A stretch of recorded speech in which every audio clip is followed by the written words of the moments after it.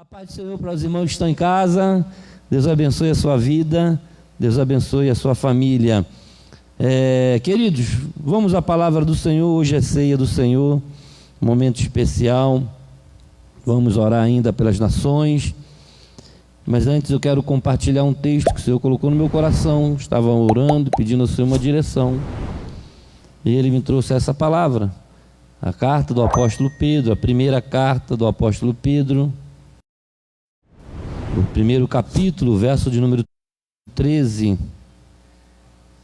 Estou feliz aqui ver o Marco, Monique, que Deus abençoe. Estou muito feliz, meu coração se alegra ver essa família aqui toda, né? Irmã Adriana, Nívia, Marcos, Monique. É uma alegria muito grande para o nosso coração. Estamos orando sempre. Queridos, abriu sua Bíblia? Primeira carta de Pedro, capítulo 1, verso de número 13. Antes, ore comigo, por favor. Pai, em nome de Jesus, estamos aqui, Senhor, nessa reunião de oração, nesse culto de louvor, nesse encontro dos santos do Senhor, Pai querido, para mais uma vez invocar o Teu nome neste lugar, chamar a Tua presença entre nós, pedir que o Senhor venha e toma o Teu lugar na nossa vida, na nossa casa, na nossa família.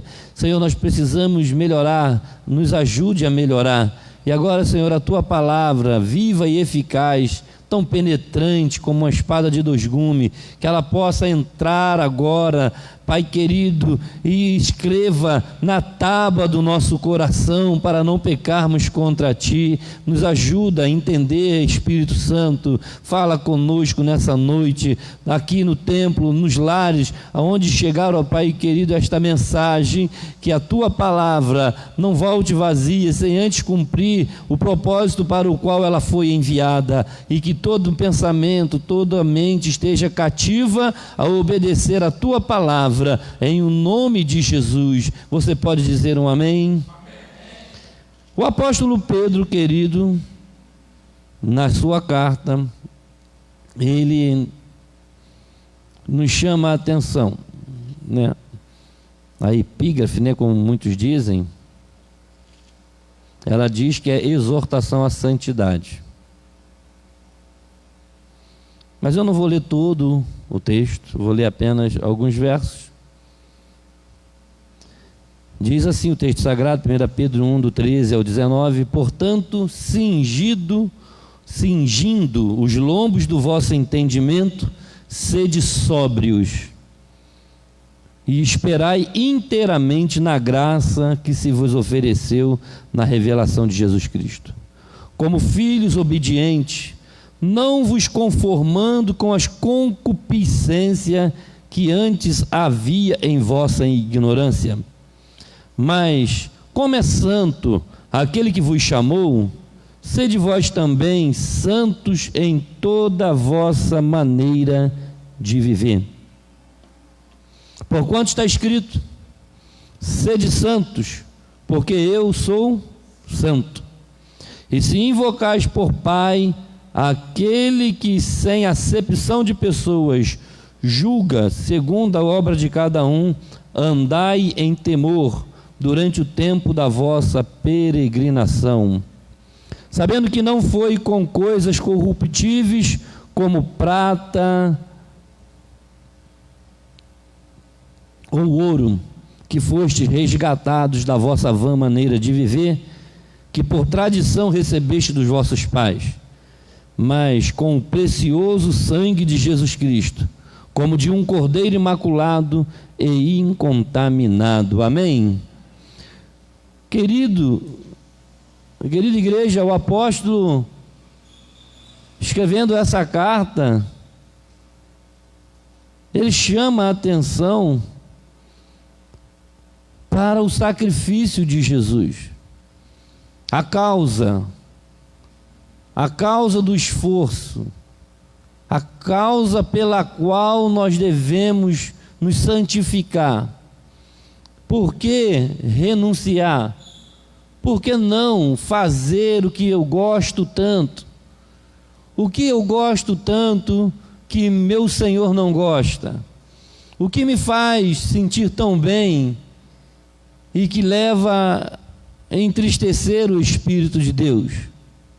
Tem uma canção linda que nós cantamos, né? Tem ciúme de mim, o seu amor é como um furacão. Ele tem ciúme de mim. Não sabeis vós que o Espírito Santo de Deus tem ciúme?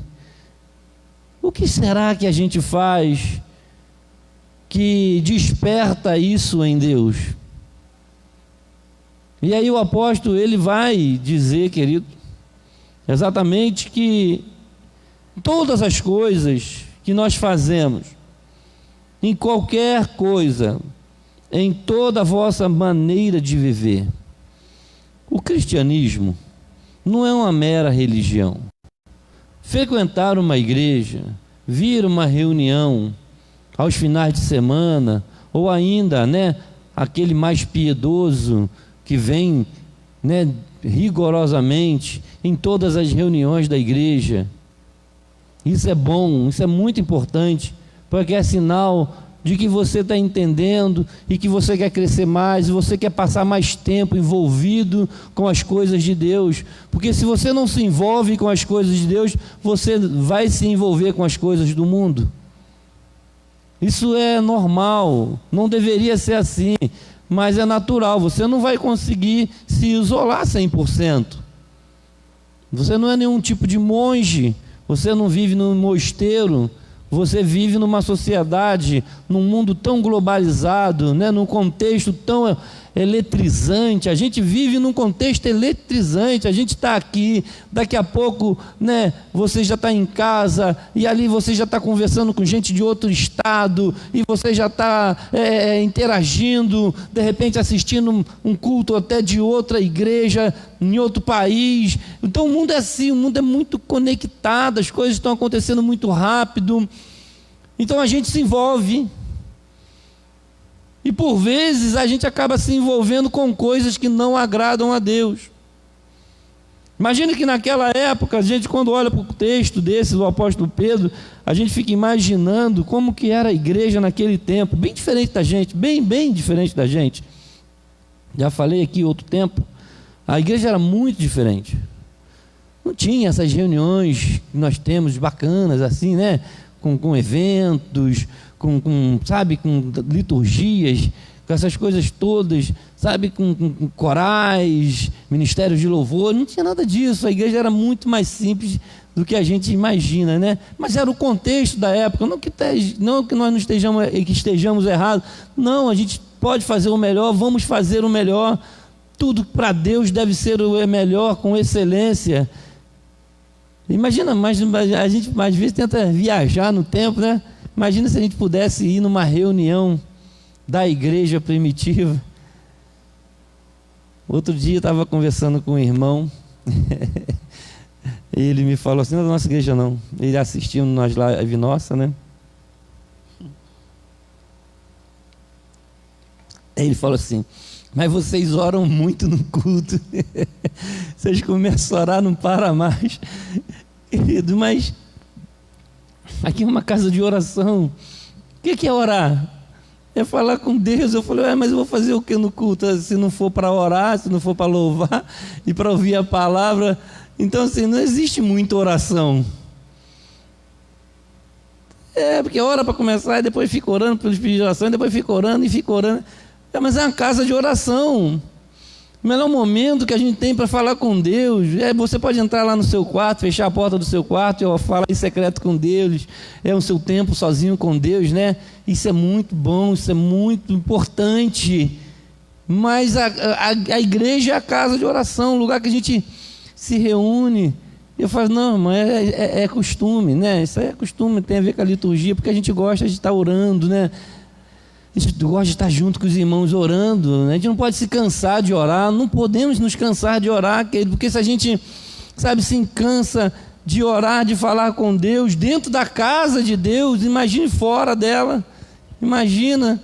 Então, aqui é só um treinamento para quando tu chegar em casa, tu continuar nesse mesmo espírito, né? De oração, em todo o tempo. O apóstolo Paulo, né? Nos manda orar em todo o tempo. Mas eu quero voltar aqui para Pedro, e eu estava falando que as reuniões antigamente deviam ser muito diferentes, né? bem diferente. Imagina, eles deviam orar muito, eles deviam, ficar o tempo todo lembrando de Jesus. Eles tinham andado com Jesus alguns meses, alguns anos atrás.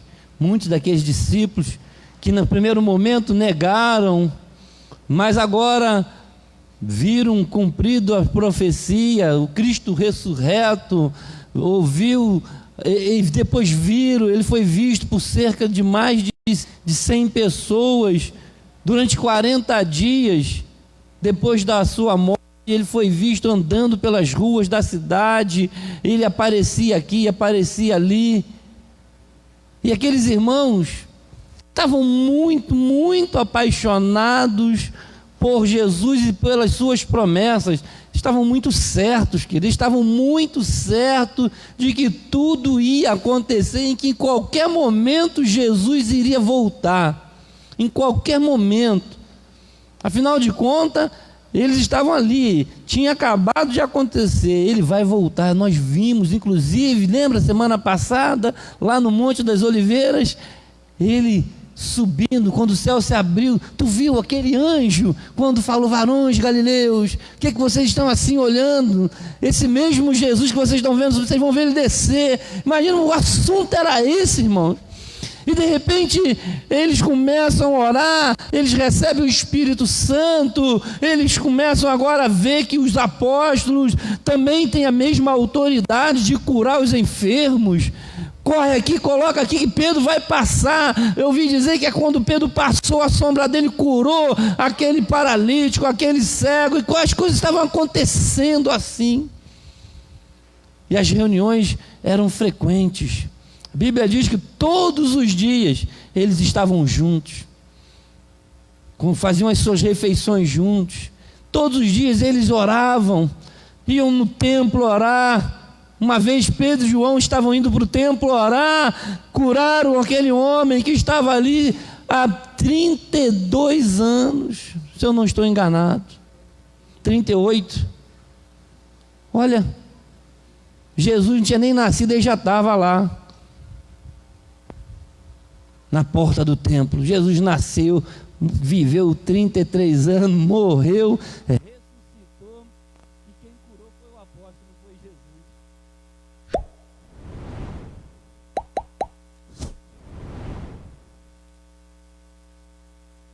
Aleluia. Tem coisas que separou para nós fazermos. Tem coisas que Deus... Jesus não podia ter curado. Quantas vezes Jesus entrou naquele templo e ele não viu aquele paralítico lá? Ele estava lá há 38 anos. Mas era o dia, estava guardado, porque a igreja ia nascer, as coisas iam acontecer, a autoridade ia estar na mão da igreja. E foi assim, querido. Aleluia. E foi assim que as coisas foram acontecendo.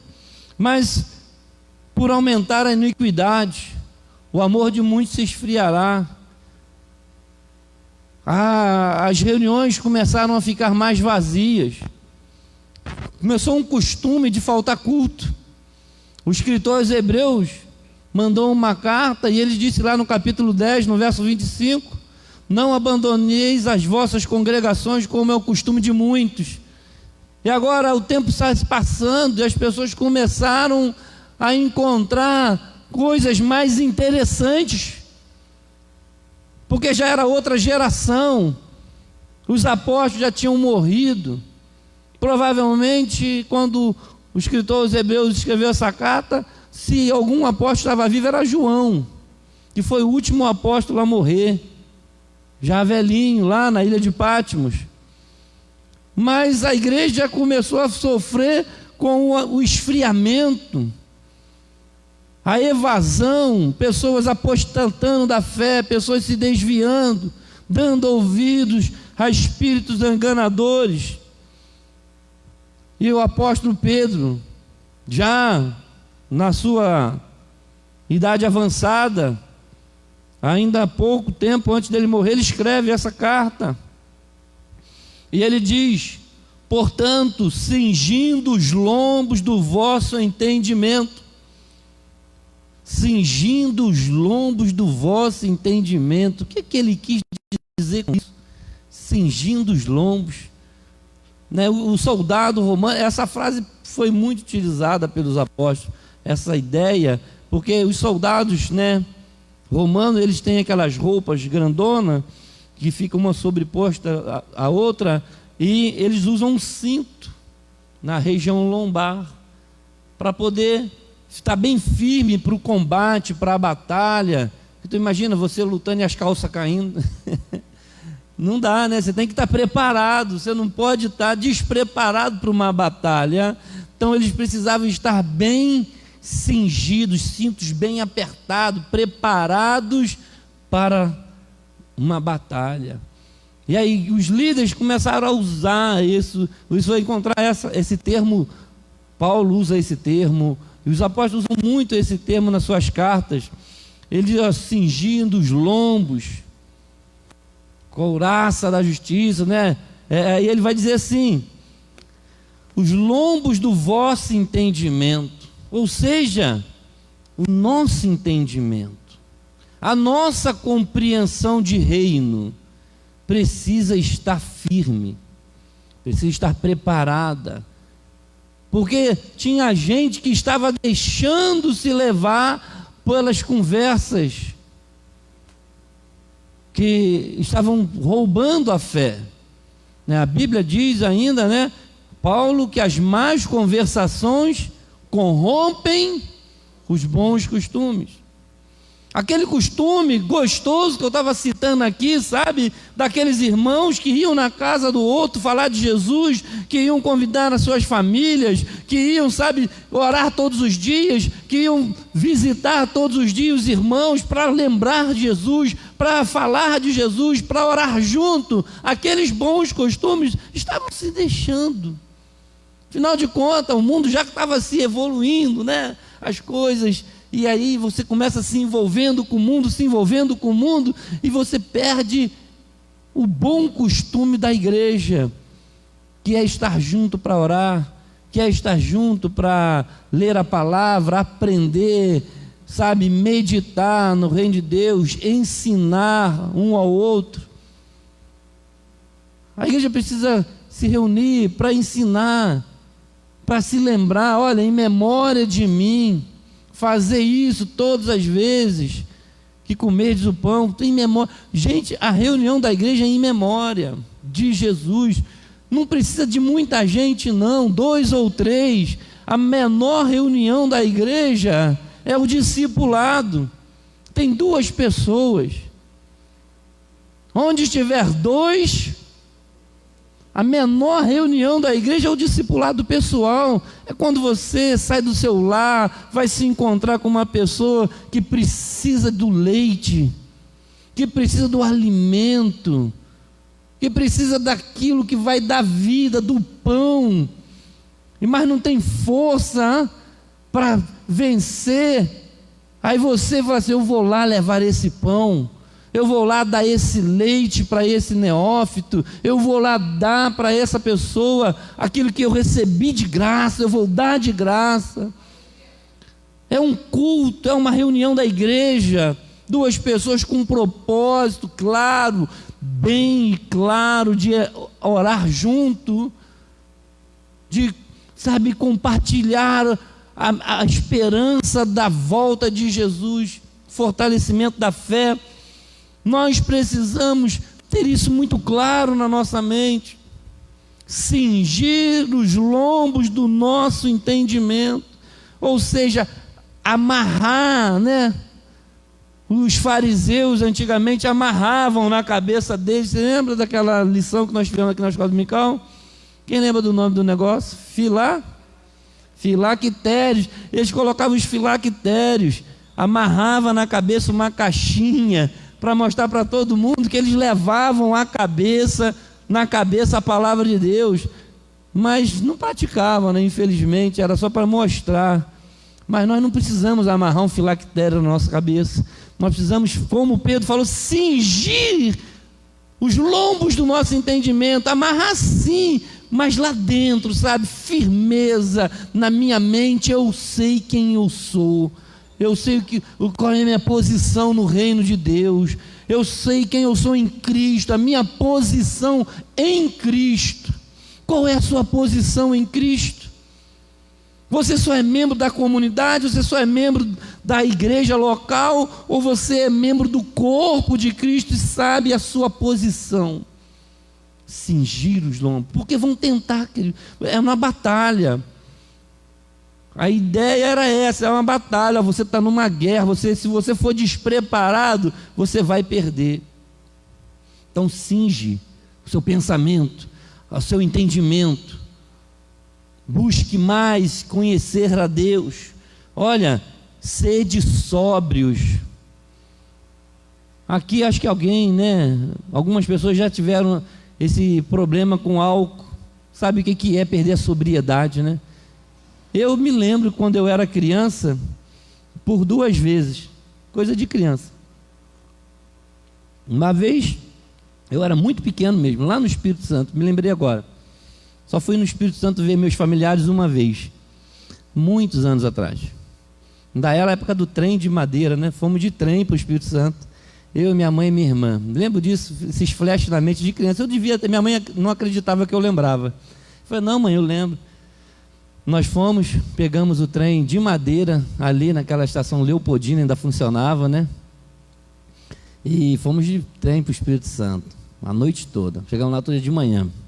Um desses dias lá, meus primos, eles eram policiais, né? Policial de cidade interior, Alegre, né? Naquela época, estou falando dos anos 70, né? Eu era criança, eu devia ter uns 3 anos de idade no máximo, e eu me lembro disso. Eles me embebedaram, né? E meu primo era policial, e tinha uma moringa cheia de cachaça, e eles misturavam cachaça com água e me davam para beber. E eu bebi bastante, né? Eu me lembro eles me dando banho no chuveiro, e depois eu dormia, apaguei. Aí minha mãe contava essa história, e eles ria pra caramba. Perdi a sobriedade, né? Bêbado, né? Fica igual o negócio na mão de palhaço, né? Um negócio assim. Tem umas expressões assim engraçadas, não aprendi muito bem, não. Mas eu fiquei desse jeito. E uma segunda vez eu já era adolescente, ainda não era crente, era adolescente aqui mesmo. Teve uma festa ali na casa dos vizinhos, né? Criança fica na rua, né? Minha mãe trabalhava, minha irmã trabalhava, ficava sozinha em casa, ficava na rua aprontando. Aí fui na casa do vizinho, teve uma festa e tinha caipirinha, né? Muita caipirinha, eu achei gostoso. Mas bebi muito. Devia ter uns 8, 9 anos de idade. Não, mais, tinha uns 10 anos mais ou menos. Ainda não estava na igreja não. E aí os vizinhos lá, eu, meus amigos ali da rua ali de São Roque ali, fomos lá na casa do vizinho, lá sobrou caipirinha. Aí tomei, passei mal, gente, vomitei, aquela coisa toda, né? Mas é isso. Sabe, o apóstolo está dizendo que a gente tem que ser sóbrio. Ainda bem que eram pessoas amigas, né? Foi brincadeira de criança, na casa de família, né? E ninguém fez maldade com a gente. Mas o crente não pode perder a sobriedade. Sabe, porque você está numa guerra. Você tem que ser sóbrio, para não ficar na mão das pessoas. A gente é tão triste ver um bêbado, né? Caindo, aí que ainda quer brigar, né? É engraçado, briga de bêbado, né? Você vê cada coisa na internet, né? Os bêbados brigando, é muito engraçado. Mas assim, não tem força para lutar, não tem equilíbrio.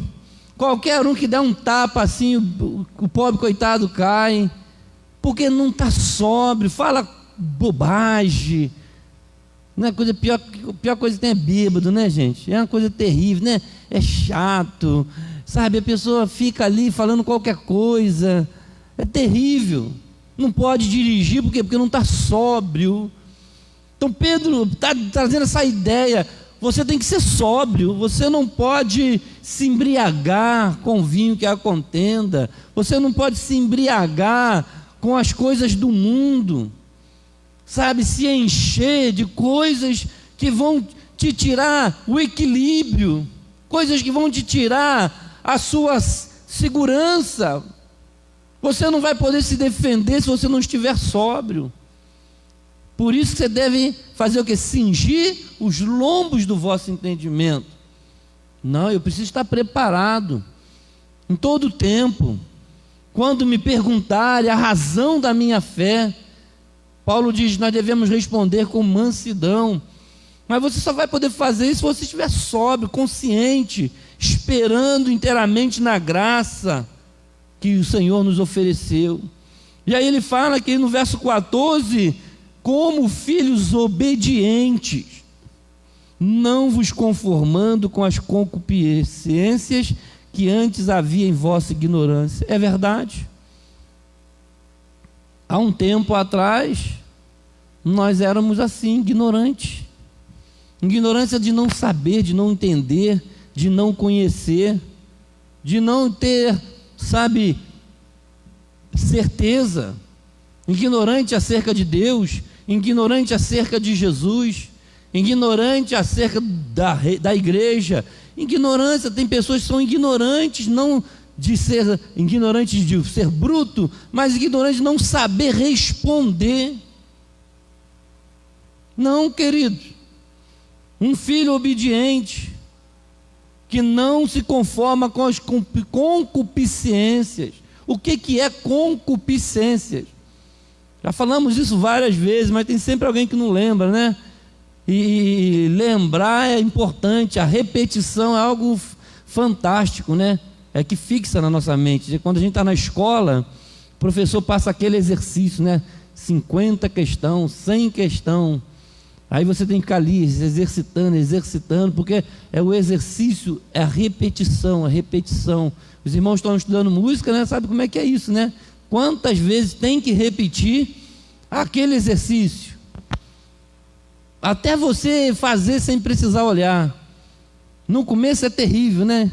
A gente sofre, né? Quando está começando a aprender um instrumento, seja violão, teclado, o que for.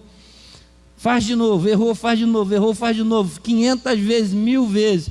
Um músico profissional, ele tem que estudar aí de 10 horas por dia. Tu imagina se tu estudar 10 horas por dia, um exercício só, porque tu vai chegar lá na aula, o professor faz aí, você não pode errar aí. Você teve a semana toda para estudar 10 horas por dia, um exercício. Porque a repetição. Por isso que a Bíblia repete tanto o assunto, santidade, amor, perdão, misericórdia. E aqui mais uma vez ele fala obediência. Vai repetir, Pedro vai repetir, filhos obedientes. Nós somos filhos de Deus, amém? Mas temos que ser filhos obedientes. Quem é pai, mãe aqui sabe o que é um filho desobediente. Como é ruim quando você manda o seu filho fazer uma coisa e ele não faz. Isso chateia muito. Eu, no lugar de filho, ficava chateado. Todo filho também fica chateado. Parece que o pai está no nosso pé, né? A mãe, né? Parece que está no meu pé. Toda hora minha mãe manda eu fazer um negócio. Minha mãe não me deixa quieto. Toda hora ela manda eu fazer um negócio. Mas o filho obediente, ele não tem esse direito de questionar o pai. Ou a mãe, a autoridade. É isso que Pedro está dizendo aqui. Olha, como filho obediente, não se conforme com os prazeres. Porque vai ser a sua vontade contra a vontade do pai. Às vezes o filho está lá, né? Querendo jogar uma bola, querendo jogar um videogame, né? Querendo ficar na internet. Aí o pai e a mãe fazem, fulano, vai fazer isso. Poxa, mas tem que ser agora? Logo agora, comecei agora, né? A hackeada, né? Ranqueada, sei lá como é que é o negócio da moda, né? Vou atualizar aqui. Tá lá, né? Como é que é o negócio? Ranqueada, né? Comecei agora, mas a mãe e o pai precisam que você faça isso agora. Você está compreendendo? No reino de Deus, como filho obediente, o Senhor está mandando você fazer algo hoje, porque Ele sabe que o tempo é hoje, precisa que seja feito hoje. Mas aí tem um desejo seu, a concupiscência. O que é a concupiscência? É o desejo incontrolável, é o desejo, que você acredita que se você não fizer, você não vai ficar bem. Apetite desordenado por bens materiais, desejo incontrolável por prazer sexual. Isso é concupiscência. Desejo incontrolável por sexo, apetite desordenado, ou desejo incontrolável por bens materiais. Porque João ele vai falar sobre isso também, né? Quer dizer, concupiscência dos olhos, concupiscência da carne, soberba da vida. Essas são as 3 concupiscências que está destruindo a vida do crente. Concupiscência dos olhos, desejo incontrolável por bens materiais, o famoso olho grande, né? Tudo o que vê quer. Agora melhoraram, deram um nome mais chique, né? Consumidor compulsivo. Mas na minha época era olho grande mesmo. Consumidor compulsivo, desejo incontrolável por bens materiais, tudo que vê quer ter, quer comprar. Mas não posso, mas tem que comprar, desejo, me consome. Tem gente que cria o hábito, né, de ir lá roubar, porque parece que se eu não posso comprar, eu tenho que ir lá e roubar, tomar de alguém. Isso é um pecado. Como filhos obedientes, não vamos nos conformar com as concupiscências. Quais são as concupiscências? Concupiscência dos olhos, desejo incontrolável por bens materiais. Outra concupiscência, concupiscência da carne, apetite desordenado por relações sexuais. O camarada tem a mulher dele, mas ele quer a outra mulher. A mulher tem um marido, mas ela quer o outro homem, porque não se satisfaz. Apetite desordenado, a lascívia, a cobiça, é outra concupiscência, querido, que Pedro está falando. Não podemos nos conformar com as concupiscências. Apetite desordenado, é isso que Pedro está dizendo. O que é a concupiscência? O que é que te faz tão bem que entristece a Deus? O que é muito bom para o seu ego, para o seu prazer, que Deus está falando: meu filho, seja obediente, não se conforma com isso, com essas concupiscências. E por último, a soberba da vida. Pessoas, queridos, que acham que só ela que deve ter, né? Soberbo. A ganância, a soberba, não consegue contribuir, não consegue dividir, não consegue dar, porque é soberbo. Então, querido, Pedro está dizendo: nós somos filhos obedientes, amém? Você precisa ter a sua mente firme, cingir o lombo do seu entendimento, porque esses desejos, essas concupiscências vão tentar te tirar da presença de Deus, vão tentar roubar a sua comunhão com o Espírito Santo, vão tentar te destruir espiritualmente. E ela começa de maneira sutil, numa sala de bate-papo, numa conversa, num momento, no Zap, no Messenger, na escola, o vizinho do trabalho, um colega, né, que acompanha no trânsito, numa viagem semanal. As pessoas, porque nós estamos assim o tempo todo nos relacionando com pessoas, com gente, com coisas, e nós somos atraídos por essas coisas.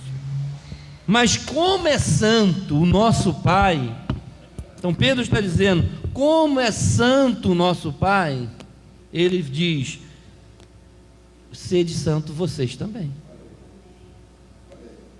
É isso, querido. Meu Pai é santo, amém? Nós somos filhos de Deus. Como filhos obedientes, nós não vamos fazer a nossa vontade, nós vamos fazer a vontade do Pai.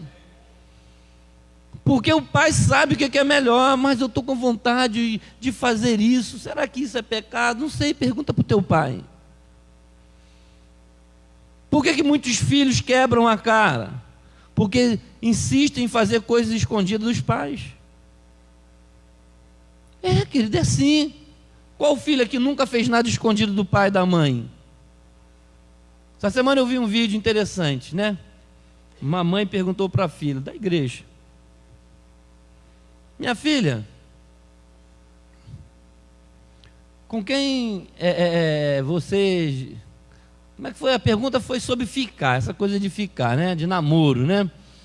E a filha, ela respondeu tão automaticamente que ela passou uma ideia... você já ficou com alguém? Alguma coisa desse tipo, né? Aí a filha perguntou assim: mas só namoro? Aí a mãe falou: que isso, minha filha? Como assim? Aí ela sentiu que ela deu a entender que poderia ter acontecido algo mais do que um simples namoro. Aí a mãe ficou ali apertando a filha: não, filha, mas por quê? Você já fez alguma coisa além de namoro? Não, mãe, não é isso que eu quis dizer, não, que não sei o que. Mas vem cá, quantas vezes você já ficou? Ela: como assim? Não, filha, quantas vezes? Mãe, não sei, eu nunca contei. Aí a mãe: nossa, filho, meu Deus do céu. Porque, querido, escondido dos pais faz muita coisa. E a consequência, né? Porque está ali, fazendo escondido. Todos os filhos um dia já fez alguma coisa escondida dos pais. E isso traz consequências ruins. Então, olha aqui, o Pedro está dizendo que nós, como filhos, quando formos fazer alguma coisa no dia a dia da prática cristã, porque eu falava aqui no início que o cristianismo não é só uma reunião. O cristianismo, o corpo de Cristo é um estilo de vida. Como você tem vivido ultimamente, como filho de Deus? Primeira coisa, você tem que saber quem você é, a sua identidade. Eu sou cidadão do céu. Pedro está dizendo: olha, você é filho de Deus, um filho obediente, que não vai fazer a sua vontade, vai fazer a vontade do Pai. E como Ele é santo, você não pode se conformar com os desejos da sua carne, as concupiscências, os prazeres, a bebedice, a glutonaria, a prostituição, o sexo fora do casamento, a ganância, a mentira, a inveja, os pecados, as obras da carne. Os filhos gostam de fazer coisas erradas e escondidas. Os filhos gostam de fazer coisas erradas e escondidas, não é verdade? Todo mundo aqui é filho. Todo mundo aqui é filho. Nem todo mundo é pai e mãe, mas todo mundo aqui é filho. E um dia já fez alguma coisa escondida dos seus pais, porque sabia que se papai e mamãe soubesse, ou iria bater, ou no mínimo colocar de castigo. Mas o nosso Pai Celestial tudo vê. Mas Ele nos dá a liberdade de errar. Ele nos permite errar. A vontade permissiva de Deus. Ele nos permite sofrer as consequências dos nossos pecados. Mas, querido, por que nós vamos insistir no erro se a gente pode viver na liberdade? Ele nos chamou para a liberdade. Olha, Deus não vai colocar um anjo do teu lado, sabe, com uma espada de fogo, para na hora que você der vontade de pecar, e falar: se você entrar ali, eu passo a espada no seu pescoço. Não vai, querido, não vai. Se você for lá, Ele vai ver você pecar, e você vai pecar. E você vai desobedecer, porque o anjo não vai te impedir de pecar. O Espírito Santo vai até falar com você: olha, isso está errado. O seu pai está vendo.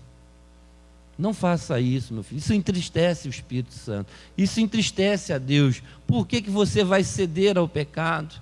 Seja obediente. Você não sabe que o seu pai não gosta disso? Você sabe que o seu pai não quer que você ande por esse caminho?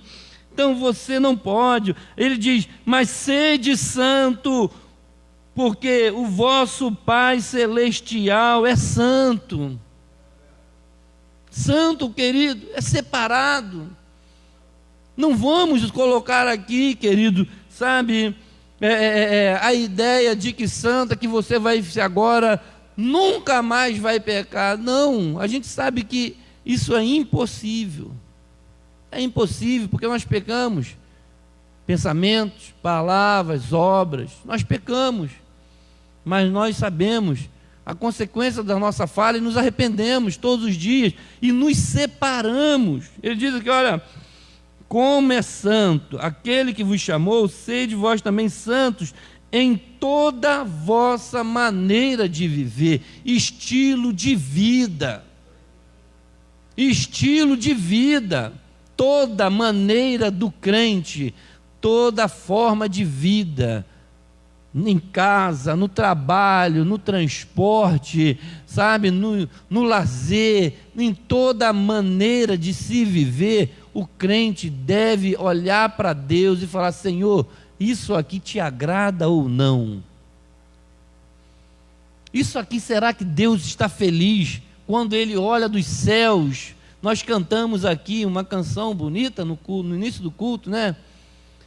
Quero ser a canção que te faça sorrir, uma canção que te faça, olhando para mim, dizendo assim: filho meu, eu te amo. Por que o pai fica feliz e diz para o filho: filho, eu te amo tanto? Porque você me traz alegrias, você me enche de alegria, você me obedece, você vai receber o presente, você vai receber o galardão, porque Ele é fiel, galardoador de todos aqueles que o buscam. Sabe que a nossa relação com Deus deve ser essa relação: agrada-te do Senhor, faça Deus sorrir, porque você obedece a Ele, não se conforma em fazer exatamente o que o pai não gosta. O filho rebelde, hoje pela manhã nós começamos a estudar sobre isso. O pecado da rebelião é desobedecer a autoridade do pai. O pior pecado que tem, querido, é quando o pai dá uma ordem e o filho não faz. É o pior pecado que tem. O que é pior? Tem uma passagem na Bíblia que é isso, né? O Senhor mandou o seu servo, seu filho, né, fazer uma tarefa. Um disse assim: eu vou, e não foi. E o outro disse assim: eu não vou. Depois ele parou, pensou, falou: não, eu vou lá, vou fazer o que meu pai mandou. Qual foi que agiu bem? O que disse que não ia, o que disse que não ia e foi, o que disse que foi e não foi? O que disse que não ia, mas foi. Às vezes, você fala assim: Senhor, eu não queria fazer isso, mas eu vou fazer porque Tu está mandando. Eu vou fazer porque não é a minha vontade, é a Tua vontade. Mas é isso que Jesus falou, olha: negue-se a si mesmo, toma a tua cruz e me siga. A minha vontade, pastor, agora, domingão, uma hora dessa, era estar lá no shopping, tomando, né, uma Coca-Cola gelada, com uma pizza, olhando aquelas pessoas bonitas, fazendo compra. Olha, quem é que não estaria com vontade de ar-condicionado no shopping, né? E depois entra no cinema, vê um filme bacana. Querido, eu não estou dizendo que isso é pecado, não. Não estou dizendo que isso é pecado, não. Mas agora é hora de adorar a Deus. Eu posso fazer isso na segunda, na quarta, né, na sexta. Não falei nem terça nem quinta, tá, irmãos? Porque tem culto na igreja. Mas, veja bem, eu posso fazer isso em outro tempo, em outro momento. Por que na hora da reunião de adorar a Deus, de buscar o Senhor? Ah, pastor, mas eu também sou de carne, né, pastor? Eu sei. Cuidado, a carne é fraca e o espírito é forte. E nós não podemos nos inclinar para as coisas da carne, precisamos nos inclinar para o espírito. Então, o que é isso? O filho amado, ele invoca o pai, ele deseja obedecer o pai, então ele vai ter uma relação íntima com o pai, porque o pai ama o filho, mas o filho desobediente, ele atrai o castigo do pai. O pai às vezes deixa de dar algo que o filho precisa, ou que merece, ou não, porque não merece, quero dizer, porque aborrece o pai. Quantas das vezes nós nos aborrecemos a Deus? A Bíblia fala sobre a ira de Deus sobre os filhos da desobediência. Eu não quero nem entrar no mérito dessa questão, porque a hora já não nos permite mais. Mas o que é isso? A ira de Deus sobre os filhos da desobediência. Querido, por que ser filho da desobediência se eu posso ser o filho obediente? Deus quer que a gente seja filhos obedientes, andando em temor durante o tempo da nossa peregrinação. Nós somos peregrinos, aqui não é a nossa morada eterna. Ninguém, querido, vai ficar aqui para a eternidade, ninguém. Nós estamos passando aqui. É isso que Pedro está dizendo. Olha, verso 17: e se invocais por Pai aquele que sem acepção de pessoas julga segundo a obra de cada um, andai em temor durante o tempo da vossa peregrinação. Não pode perder o senso do temor do Senhor. O temor do Senhor é o princípio do quê? Muita gente que não faz coisa certa porque não teme mais a Deus. A sabedoria é a aplicação do conhecimento. O que é a sabedoria? Sabedoria é fazer a coisa certa. Sabe o que é uma pessoa sábia? É que sabe fazer o bem e faz, e não faz o mal, só faz o bem. Você fala, pô, esse cara é sábio, né? Mulher sábia, só toma a decisão certa, sabedoria.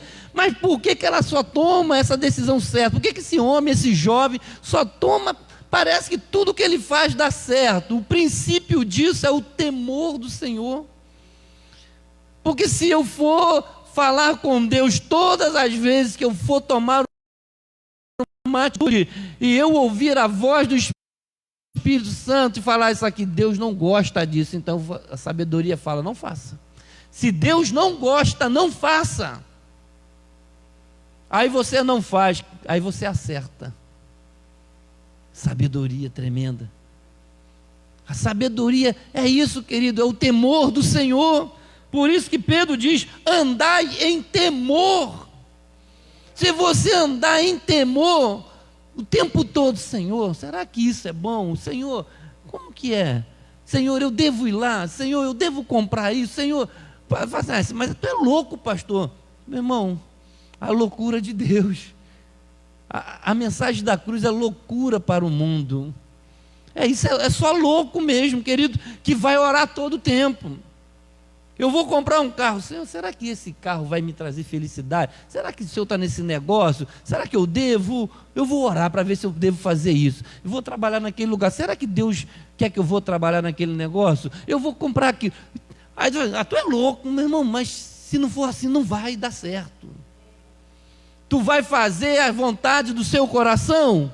A Bíblia diz que o coração é enganoso, tu vai acabar quebrando a cara, porque o teu coração é de carne, e vai mandar você fazer as coisas da carne. E você precisa agradar o Pai, não a sua vontade, porque tu já viu qual é a sua vontade, é a concupiscência.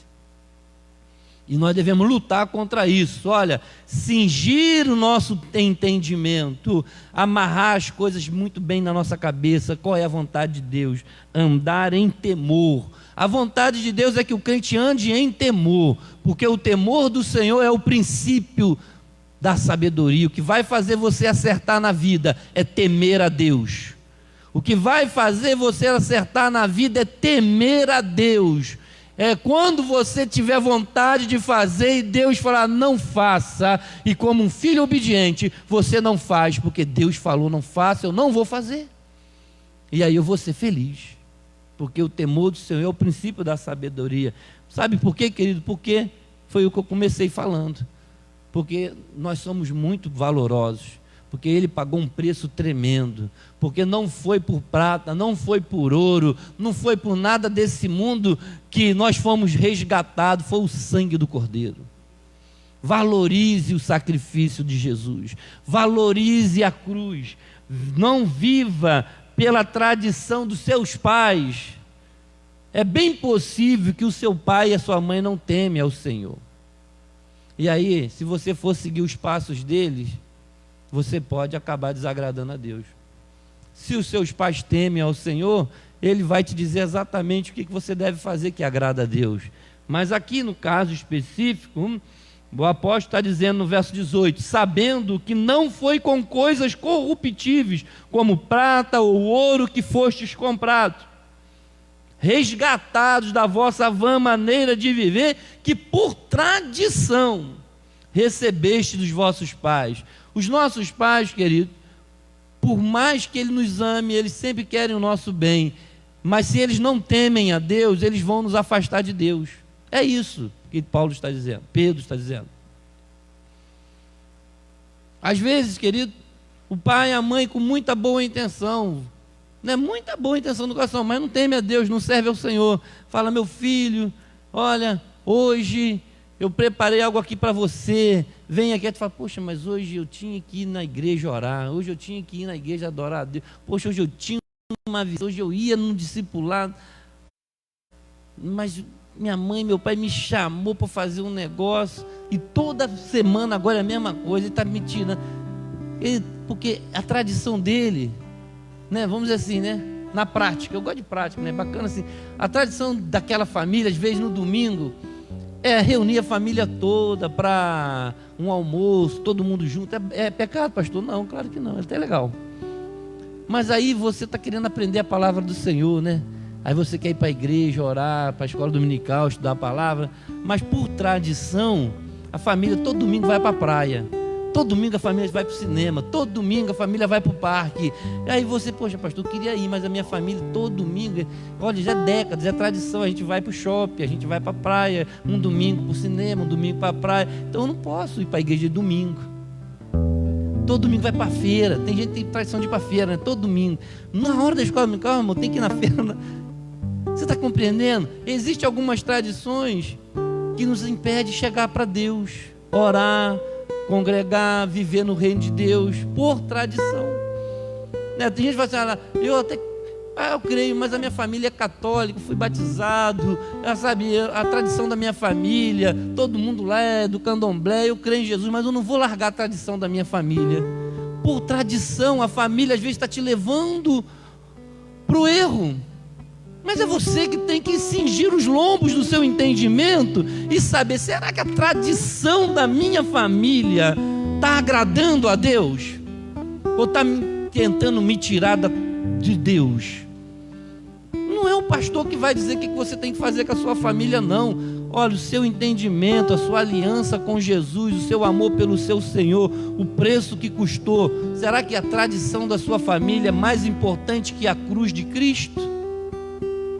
Por tradição dos nossos pais, nós pecamos muitas das vezes, porque desobedecemos a Deus.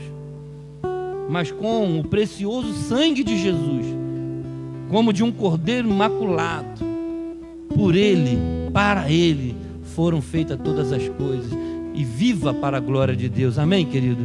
Vamos nos colocar de pé no nome de Jesus, e nós vamos orar nesse momento.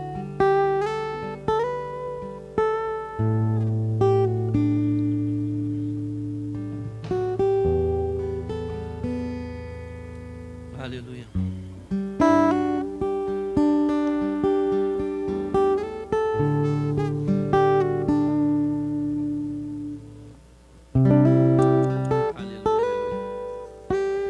Aleluia. Está funcionando não? Aleluia. Queridos, vida, qualquer coisa que você faz, toda a maneira de viver, cuidado com as más conversações, cuidado com os desejos da sua carne, cuidado com as tradições dos vossos pais. Veja o que agrada a Deus e faça a vontade do Pai, porque você é filho amado, é um filho obediente.